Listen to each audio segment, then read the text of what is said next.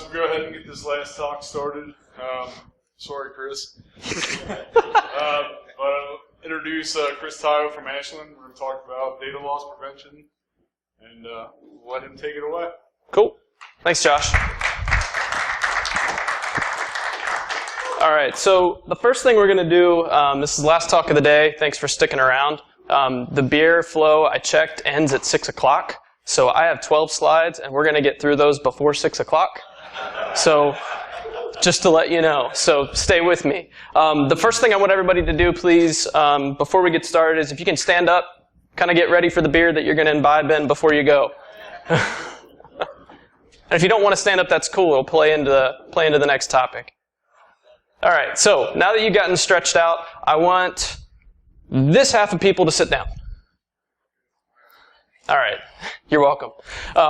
So here's the interesting thing about DLP that I'm going to go into here. So the first thing is that it's easily understood. The reason it's easily understood is because out of all the people in this room, according to numbers published by the FBI, 59% of everybody admit to taking data with them when they leave a company. So congratulations, you are now the moles. Thank you for playing. You can sit down. So it's easy to understand. What I mean by that is it's easy to explain to management. It's not like all the cyber stuff that everyone, you got to go through all the stuff that Coleman talked about. You got to go through all the stuff that John talked about.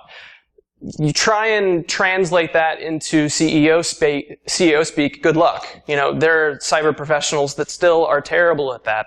And that's the reason why you can't get money for stuff. And because even when you do a good job, they still don't get it. The great thing about DLP is you kind of are able to flip that on its head, and you go at them with something you know they already care about, and you can prove. So don't underestimate the importance of DLP is basically what I'm saying. When you look at this, the other oddball thing about it, it's a little bit different than IR, and I'm going to spend most of my talk talking about how it's very similar, but there are a few things that are not so similar that are actually a benefit for you if you're trying to get a program started up. The next one is it's going to make you really friendly with HR and legal. Who here likes to be friendly with HR and legal? Mike does, but we won't ask why. So these people are going to be your friends. They're going to be the people that you go to when you find something off the wall. You've proven someone took data with them when they left the company, and now you have to actually do something about it. You're not going to go hit the guy over the head unless you're with the FBI. You might be able to shoot him. I don't know. Jesse's not here anymore, but he might waterboard him. I'm not sure. But these are the people you're going to have to get friendly with. So it's a little different. The next thing you want to talk about is DLP is going to enrich your data. The tool set that I'm familiar with is a host-based DLP. There's network-based, there's just email-based, there's Office 365-based. Everyone's throwing DLP into their product these days. But it's going to enrich your data. I'll give you a really quick, good example of that. Someone gets malware on their system, it comes from a USB drive. What USB drive did they use? Heck, I don't know. Well, guess what? DLP just tied in, you correlated that with your logs in ACE, and it tells you here's the serial number, here's the manufacturer, it's that Kingston 3 gigabyte whatever drive. Oh yeah, don't plug that in again. Get rid of it, burn it, throw the thermite grenade on it, right? It's going to enrich your data, and there are a bunch of other good examples. That's just a really simple one to grasp. The other piece is DLP, and to get the program started, it's going to force you to stop doing security just for the sake of doing security. We all like being employed, that's awesome, but this is going to force you to know what you're protecting about your business. And if you're not able to do that, don't even start with DLP. You're not going to be successful. The last two things I want to talk about is DLP is not the same to all people. I talked about it a little bit. So Office 365, you can throw in DLP on your email traffic. You can throw in a network DLP sensor. You can throw in a host-based DLP sensor.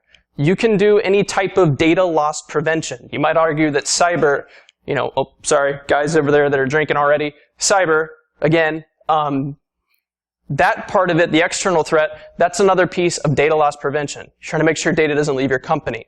So that term means a lot of different things. When I talk about it, I'm talking about insider threats, people that are purposefully or, quite frankly, because they're just ignorant to it, leaking data outside of your infrastructure. The other thing is DLP is important. It's easy to prove that when you look at the numbers, when you talk to the people in your business, and you start to build those relationships.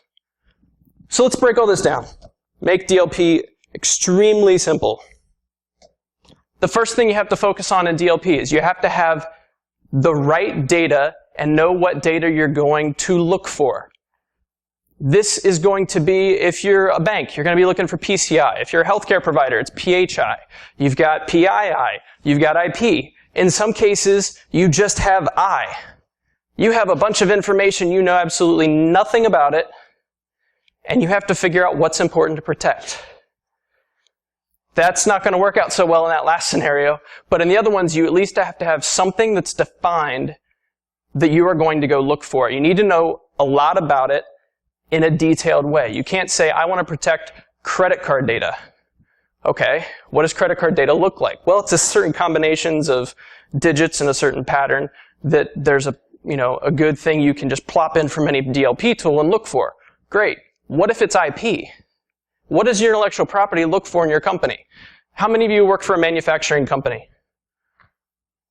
Okay, couple. How many of you work for a bank? All right. So what are the things that's important to you to protect? In a manufacturing company, you build something, you make a product that is better than someone else's, at least I hope it is. Or you make it a lot faster than someone else. What is that something? How do you define it? Why are you better than your competitors? Okay, get someone to tell you about that and then go look for it. Is it the process by which you make it? Is it a keyword that's the chemical formulation? If you work at Ashland, there's a certain product or mix you do. How do you find it? What's the data? Then, once you have what you're looking for, you're going to look for certain events. Copying stuff to USB drive. Leaking something out to Dropbox. Or emailing it to a Gmail account. Or a person's getting ready to leave the company in about 30 days, and all of a sudden they print a whole bunch of stuff from a shop floor machine. It's probably the process by which they make something, and you might want to go take a look at it. What are the events that you want to look through? Then once you have those events, what's your response? This is probably the area where it's the most different than traditional IR. None of this is any different than incident response from what a lot of you probably already know from the cyber side, right? Response here is going to involve talking to an actual human in the business, not an IT guy to get logs, not a sysadmin for some other reason to give you access. This is going to be, hey, I saw this file go out to Gmail from this person that writes our MSDS safety sheets. I think it has this chemical compound in it. Is that important to you? Do you care? I don't know who this person is. I don't even know what this compound is. Pi-triethylene, whatever. I have no idea what that means. As a security guy, you can look at an IP and incident response and say, that's bad, that's Deep Panda, that's, Shell whoever. In this area, you can't do that. It's a lot different. So this is where it's a lot different. Then once you've done that, what's your process that you're going to wrap around it? And I hope that those of you that are paying attention realize how simple this should be. All right? What's your process that you're going to wrap around it? You've got your data. You've got your events. This is all the same as incident response, folks. What's your response going to be? How are you going to interact with people? Justin talked about how do you make a rock star incident response team? You have the right people that can communicate within a team. Here, you've got to have the right people that can communicate with a business. So it's a little bit different. But then what's your process going to be? How are you going to interact with those either business leaders, if it's like a marketing strategy that's important, or scientists that are down in the weeds in a lab? How do you wrap all that together? What's it going to look like? So hopefully you get the point. It's really not that difficult conceptually. So let's go into some ways you can approach it. If you look at the different paths you can take, some of these are probably fairly obvious to you. But let's go through them real fast and kind of the value of them. If you look at some of the statistics, they talk about 60 to 80% of people that are going to take data with them, they took it in the last 30 days of employment. So employee exit reviews, this is one that I would strongly suggest you work towards. If you have any type of DLP capability, I'm not going to go into tool sets. You can, Google search, talk to Gartner, Forrester, or better yet, talk to somebody that's actually done it and get some advice there. But employee exits is one really good way that you're going to catch data loss. This is where people start to really care too. If you're an active employee, you email something, you put something on a USB drive, that's a backup. I don't really care about that. Or, oh, yeah, I just terminated that guy because he's a jerk and he's leaving and he just put 50 of our most sensitive documents on a thumb drive. Now I'm going to care. Let's go talk to legal. Yay. So the next thing is, in order to have, I think, the best success, you're going to have to get and talk with the business. I talked about it a little bit. But make your business actually create the rule sets that you're going to go look for. As the security guy, I go into these conversations, and my day job beyond DLP is security architecture, which means I tell people what not to do, not what to do. But when you look at this and you talk through these things with the business, you have no idea what's important to the company. You might know what's the most important product that you make. Let's say you make aircraft engines. Great. What's different about our aircraft engines than someone else? Oh yeah, well we use this cool compound. All right, well what about that compound? What's it look like? You keep diving deeper and they end up building the rule sets for you. Who's an RE in the room? Who does reverse engineering? One person does reverse engineering? I know that's a lie. But that's okay. You can't reverse engineer a scientist. You can't break him apart into his pieces and rip him apart and take his brain out. So you have to go talk to him, which is sometimes hard, but you can get some really good insights. I've talked with some of the guys in the lab, and they will be really excited to tell you all these cool formulas or stuff they came up with and engineered. And you're sitting there, yeah, I don't know what you're talking about, but I'm going to go look for that stuff. So use that to your advantage. Get to know your business, right? The last piece here on the top, quite frankly, we don't do it today. I know that there's a lot of data science going on right now. You can do some research on pattern analysis. I know there's one company that this is like their bread and butter, like FileTrek, I think is the name of it, where their DLP solution is basically all math. That's great. That will probably have some results for you, but you're not going to know anything more about your business. You're not going to learn anything new to carry your program forward. And if those algorithms fail, you're kind of SOL. So I like the other two approaches better. If anybody has any success on the third one, then awesome. I'd love to talk to you over a beer when we get there. The last pieces kind of all run together. Basically, do the basics first, and we're going to talk about that in just a second.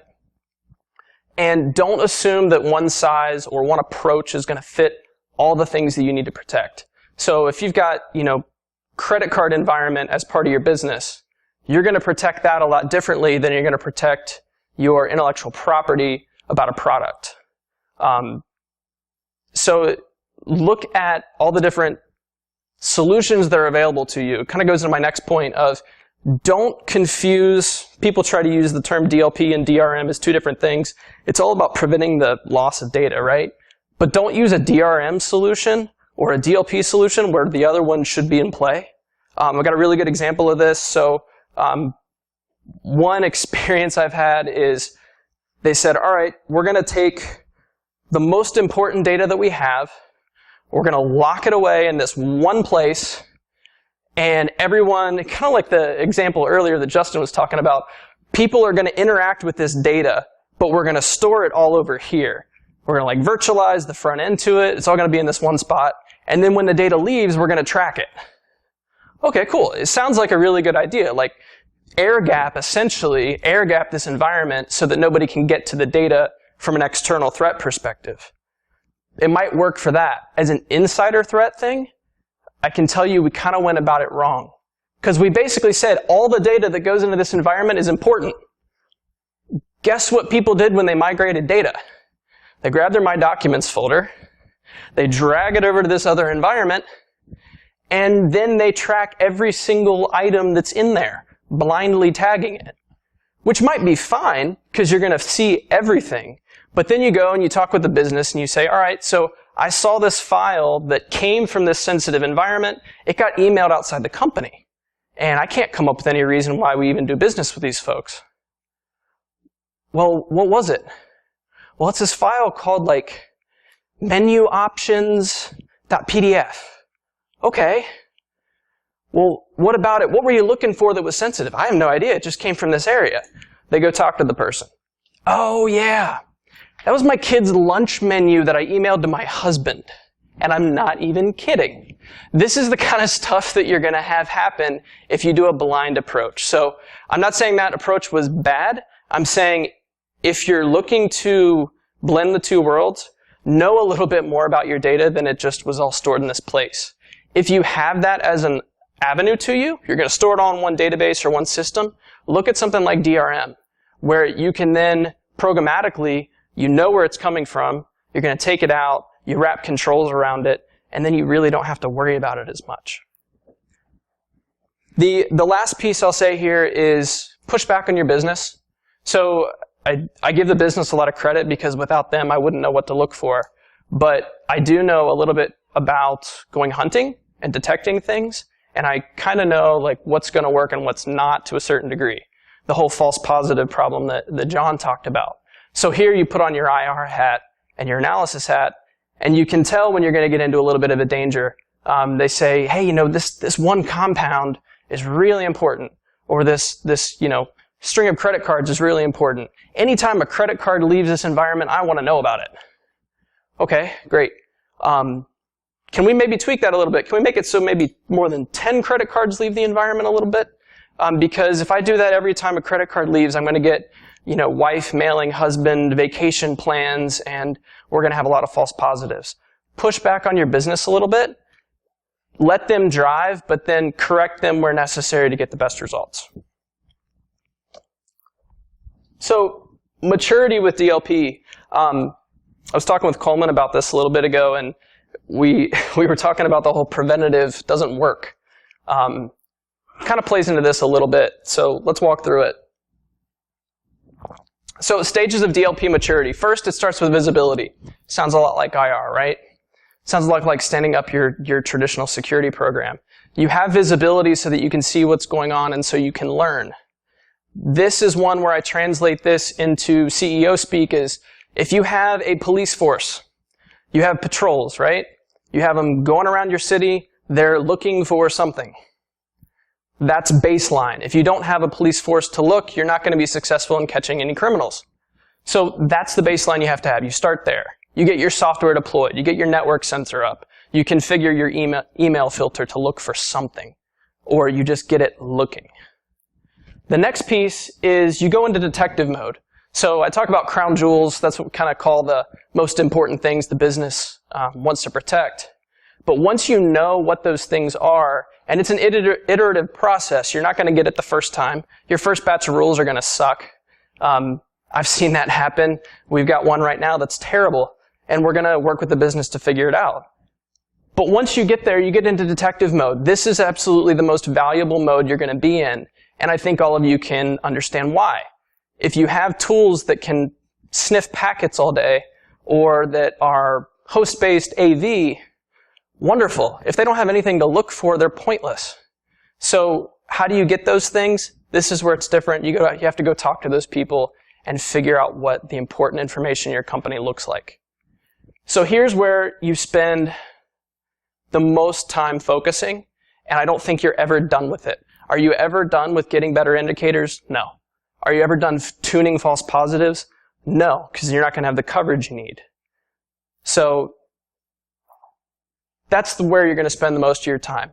Once you get there, once you get something tuned down to a point where the business says, I absolutely care about this, and when that event fires, that email outside the company or upload to Dropbox, I want to prevent that, now you move up to the next level of maturity. You've convinced the business that they care about something so much, and you've told them it's going on, Now they're going to actually write their own policy. Believe it or not, this has worked. They write their own policy within the business that says, hey, you know what? Our entire business unit is never going to upload this stuff to Dropbox or put it on a USB drive. I had a really good success story here. So we started looking for particular things within one of the products that we make at Ashland. And this was within probably the first 3 months of us standing up the tool. We were still in kind of a pilot phase. We only had it on about 600 systems. However, what we saw is one person had uploaded that, or rather, one person had emailed a sensitive file out to a Gmail account.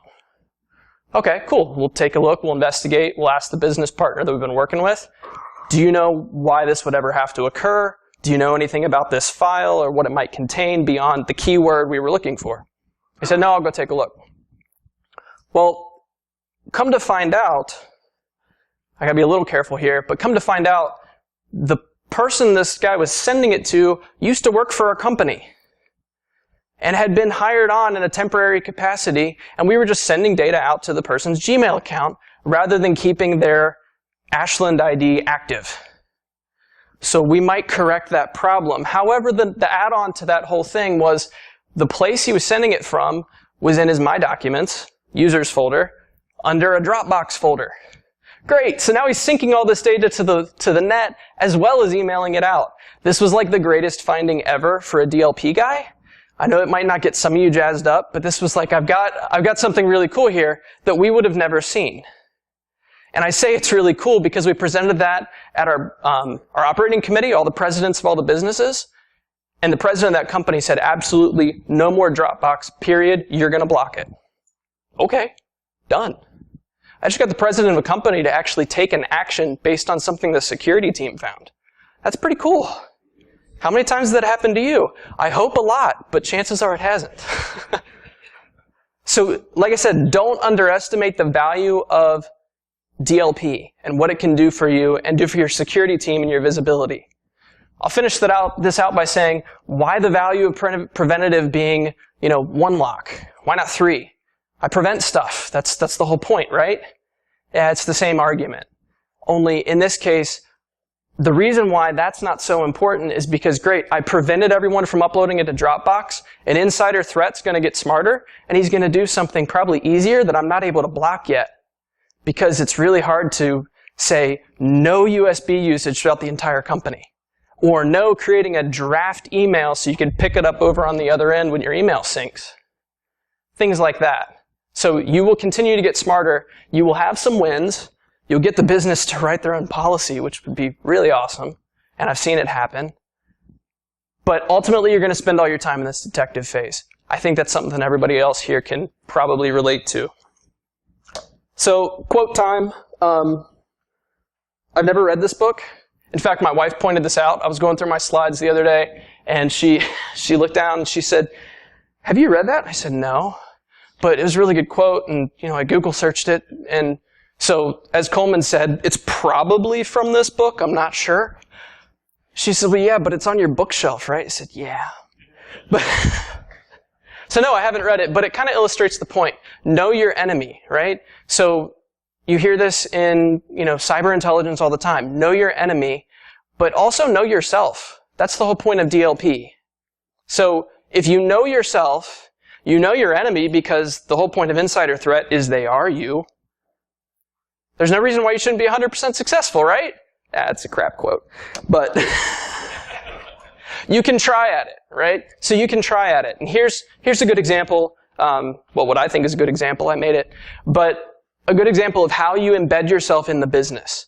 And this is probably an eye chart to everybody. I'm sorry. It's the only one left. But I presented this out to the business, and I feel like it gave me a little bit of, little bit of justification with them. They trusted me a little bit more. And it goes back to that thought of, I'm just the security guy. In this case, I don't have the intel. You do. Tell me about it. Embed yourself in their business process. If it's selling a product, which is probably what a lot of people deal with, especially manufacturing, yours might look different if you're in financial or healthcare. But if you're selling a product, there's always a first stage. There's R&D. There's an acquisition that happens. You bring something new in. You need to start there, because once it's out, once it's proliferated, now you got to go work in reverse. So start there. They're going to commercialize it. Once they've commercialized it, keep tabs on it. You should be meeting with these people monthly. Keep tabs on what's the product mix looking like. What's our most significant product? You told me last month this is what we really need to protect. Is that still valid? And in the commercialization stage, in that maintain and monitor stage, who are our competitors? Feed that to your cyber intel team. Who really wants to steal this stuff, or who's trying to compete with us in the industry? Then on the back end of all of this, you've got that strategic shift that's going to happen. At some point, you're either going to stop making that product because now everybody knows how, or everybody else has got just as efficient as you are at it. And then you're going to shift gears. Get out ahead of that. Know what's coming. And then, just like John was saying with the indicator piece, in here, you actually get to bounce things off your radar. It's not like that IP that was, from 3 years ago that you still kind of want to keep tabs on. Here, we don't care about that product anymore. Great. I don't have to focus on it. I no longer have to waste cycles searching for it. That's something that you want to know. So you've done all this great work. You've got your tool up and running. Now what the heck are you going to do with it? Hopefully I've given you some good examples. But the one thing to keep in mind is this is, again, it's just like cyber incident response. Do you expect to find exfil every single day? Your CISO is coming over to you. Hey, did you find any exfil yet? No. We won't call this, we'll call this person Lenny. So Lenny comes over to you. Did you find exfil yet? No, I haven't found it yet. Okay, are you going to find any this quarter? Well, I don't know. I kind of hope not, because I don't really want anybody to steal anything, but yeah, that'd be really cool, wouldn't it? Seriously, you need to find exfil. Chris, stop. You're doing it wrong. You obviously haven't found anything yet. What the heck's going on? Please stop. Lenny, go away. I don't need you breathing down my neck with this, because this is, again, it's just like cyber IR. Do you expect to find exfil every day? No, 1%. Exactly, right? So expect the expected. If you're in incident response on the cyber side, you know what this looks like. You get all the data. You go through the false positives. You prioritize your indicators. You say the qualis scan doesn't matter anymore. And then you learn which rabbit holes you want to go down, which hunts you want to go on, and which ones you don't. And that's because that subtle difference I talked about, this one you're actually impacting real people. So, hey, business person over here, in the lab, you make the most important stuff for our company. Did you mean to email this file outside the company? Because I think you're the mole, right? Like that's a tough conversation to have, especially if you're relying on a business partner to do it. I can tell you I work with 2 different business units right now, and one business unit is really good. They'll go in, they'll ask the hard question. The other business unit says, hey, can you send that email for me? You can put me on copy, but that's a really hard conversation. So think about that when you're going through this.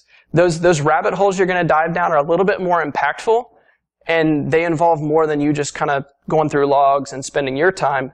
Now you're trying to kind of implicate somebody. The last piece of it is, remember at the end of the day, your goal is to prevent something bad from happening. Whether it's a malicious insider, or whether it's just somebody that didn't think. They were getting ready to leave the company. They've got 25 years worth of data on the system.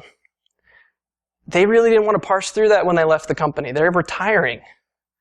I had one person that was pretty high up in the company that had been here for at least 25 years. They were up at the senior management level and copied a whole bunch of stuff over. And we send it up to someone that was kind of representing for this exit, because it was a senior level person, and had just a frank conversation with them. Hey, we saw you copied this over on this USB drive. Can you just make sure you delete that? Yeah, man, I didn't think about it. Now, we might have missed something there, sure. But that you have to be willing to be okay with that. The other side of this is we had an example where legal team gets involved. They send a pretty nasty letter and say, you will comply by this date, or else we will, waterboard you. No, they didn't. But so keep in mind that you're dealing with real people here, so it's a little bit different. You just want to stop the data from going, whether it's accidental or malicious. If they come back in, they return the USB drive, or they say, oh, yeah, my bad, you learn to be okay with that. Rather than the other side where if it's a cyber exfil, you really just want to go either delete the data, all 38 gigs of it, or you want to go offensive if you've got that capability. So really, you get to choose your adventure here. You get to do a lot of different things with this data. You can take it, you can create policies. Sounds like fun, right? No. So you can go in, you can create policies. You learn a lot of information. So we had all these thousands of files going on USB drives. That's not a good idea, is it, guys? Wait a minute. We don't have a policy that says you can't do that? One true story here is I was on a call talking about the product before we installed it. We said, we're going to put this on here. We need your help to figure out what's important. And this business person said, okay, cool. Helps me out. Then we install the tool. About a month later, I get a call from this individual, and he says, hey, so my computer's running really slow. How many times have you guys heard that? My computer's running really slow. I think that tool you installed is creating these problems. If this is the way it's going to be, then just take this off my system. Take me out of whatever access that I have that makes you want to install this on my computer. Because quite frankly, if you don't do that, I'm just going to put all the data on my home computer and do my work from there. You're messing me up. Wait, you just told the security guy that you're going to go put all the data on your home computer. Guess what's the first policy we wrote after that? So you learn a lot in doing these investigations, and sometimes it's just basic blocking and tackling. But you learn that you didn't have things covered you thought you did. So the other thing, we talked about personal backups. One of the things we found out is tons of people back up to their own USB drive if you don't give them another alternative. People have actually gotten savvy that it's important to back up their data. So give them a solution. Work with IT and say, look, we're leaking data constantly on unencrypted, uncontrolled USB drives. Can we fund a solution so we can block this in the future? And you'll get to go down that path if you've already got the buy-in to do all this, right? The last two pretty much speak for themselves. Like, hey, this is the security team. Are you sure that you want to go put all this data out here on a place that we can't control it? It's unprotected. It's probably going to get stolen. Thank you. Don't do that. You do that through kind of pop-ups with your tool. You can have kind of the behind the scenes. You're just grabbing logs. Some of the tools actually allow you to pop up and say, are you sure you want to do this? By the way, we're watching. That kind of sparks people's interest and says, yeah, I might not want to do that. Cancel. And then the data doesn't transfer. And then I told you about the one with the USB drive. So at the end of the day, what can you expect from having this program? Hopefully I've given you at least a correlation you can draw if you haven't started this up, or if you've already started one up, a way to rethink it a little bit. But at the end of the day, what can you expect to get from this? You're going to gain visibility. You're going to learn things that you didn't know before, or that you probably thought were going on, but now you can confirm it and prove it with hard data. You're going to get to partner with some really vested and knowledgeable people in the company. Maybe you don't like what your company makes, and that's fine. Maybe you don't want to know more about your company. In that case, you need someone else to do the job. But you're going to learn a lot about your company, what makes them important, and it's going to make you a better security responder. And especially if you're an Intel guy, it's going to make you a better Intel guy. Like I said, you're going to know your business. And at the end of the day, I talked about malicious intent versus the non-malicious. They accidentally copy stuff over they didn't mean to. You're going to empower your people to get smarter, and you're going to give them the ability to protect themselves. Those business people that you're going to have to work with to get this information, you're empowering them. They're telling you what's important. They're telling you that they want to protect this information. All you have to do is go find it. All you have to do. But you remove yourself and you give them kind of the wheel, and that's going to make them more interested in security. At least it should, and I've seen it happen. And then they're going to be the ones that are driving those investigations, and it doesn't always have to be security kind of taking the fall. Then after you've done all that, you're going to achieve some realistic expectations. I've talked about some of the things that you'll find. You'll find the guy that's got something in a Dropbox folder. You might block that at your policy. You're going to do that. Then you're going to change the game. You're going to adjust. You're going to get smarter. You're going to prevent some things. And then you're going to readjust expectations and achieve some more.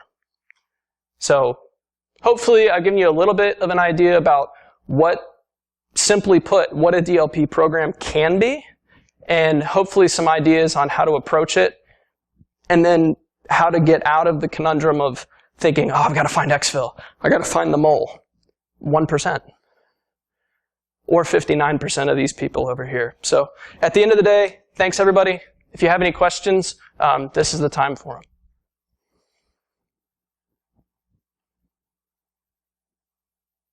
Yeah. So how long did it take you to be involved in the lines of business and understand all the processes? And then after you learned that, apply the policies?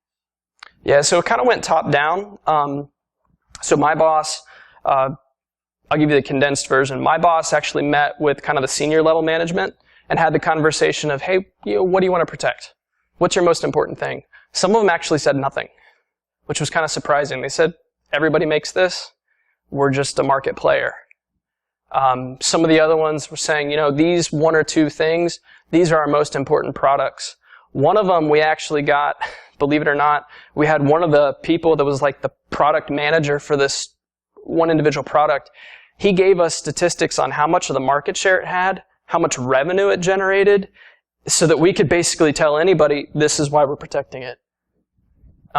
So that conversation started at the top level. And then from there, they kind of gave their representatives that said, if you want to know more, talk to these two people.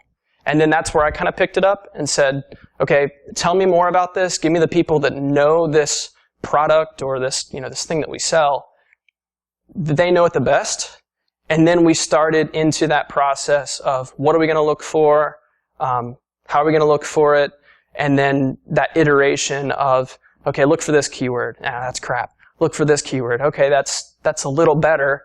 But the nice thing is they're incentivized, because if you partner with those people, they're the ones you're reviewing the data with every month. And after going through like 1,000 rows of USB transfers, they're going to be just like you, wanting to get all those false positives out and focus on the most important things. So that's another nice thing about it. It's not just you on a pane of glass if you're doing it right. Does that answer your question? Okay. Sorry, you asked about the time it took. So the time it took, I would say there was probably, we kind of built a brand new team, quite honestly, so it's a little skewed, but the time it took, I would say it was about 2 to 3 months for our CISO to kind of have those conversations. Once we took that, it was all about tool deployment, quite frankly. So once we had the tool deployed, we did kind of a pilot phase, like 600 systems or so.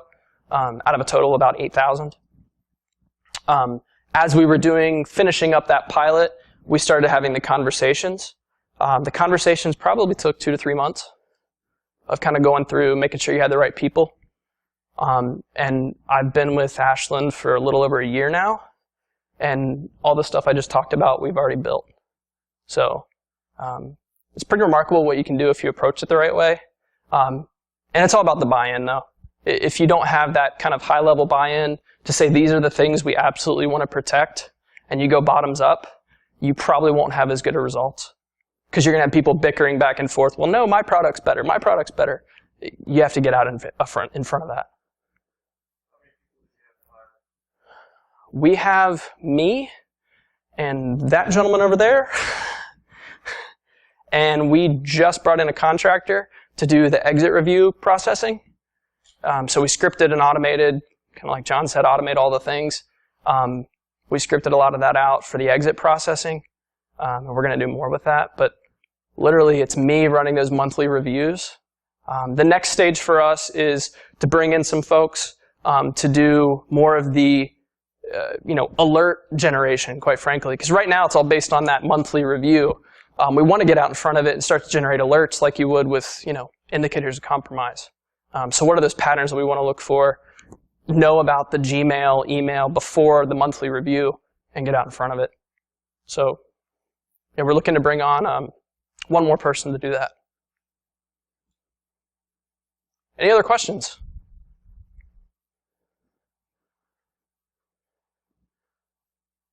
Awesome. Well, thank you so much. Go have a beer.